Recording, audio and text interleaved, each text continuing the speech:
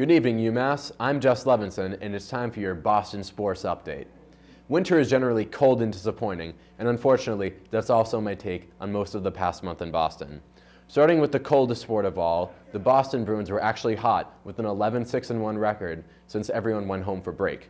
There were big wins over the Sharks, Stars, and Kings. The Bees also split home and homes with Buffalo and Ottawa.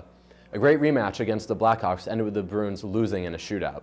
Brad Marchand has 7 goals and 12 points in his past 6 games, and Louis Eriksson, Dougie Hamilton, and Sean Thurn have all returned from extended absences. Tonight's goalie is Tim Thomas, 2011 Stanley Cup champ and Conn Smythe winner, making his long-awaited return to face his former team and probably provide a few unnecessary opinions to boot.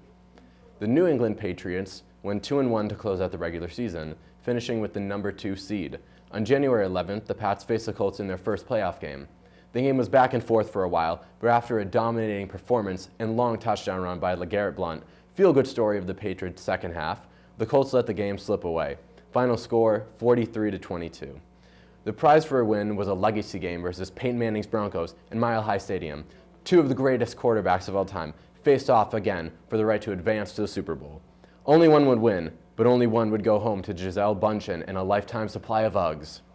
The Patriots looked overmatched in the championship game, not because of a lack of effort or coaching, but because their best players were out with injury.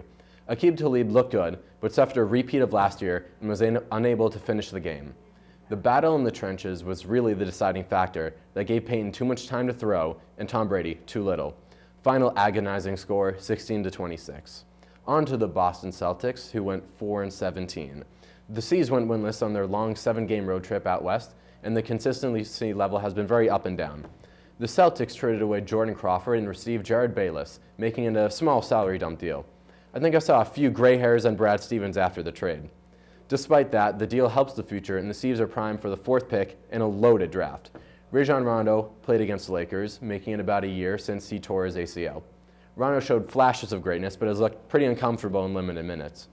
On Sunday, legends Paul Pierce and Kevin Garnett returned to the Garden for the first time and received well-deserved emotional ovations. Now, the Boston Red Sox have been quiet recently, except for David Ortiz. Big Papi, is saying that he wants to retire Red Sox, but without a multi-year deal, the 3-time world champion may decide to leave the team. The Sox also signed Grady Sizemore for 1 year, and Jerry Remy will return to the booth for his 26th season. Although the Boston pro teams are currently trending downwards or treading water, there are many awesome returns and rematches to satisfy. That's it for Sportsdesk. Now back to Casey.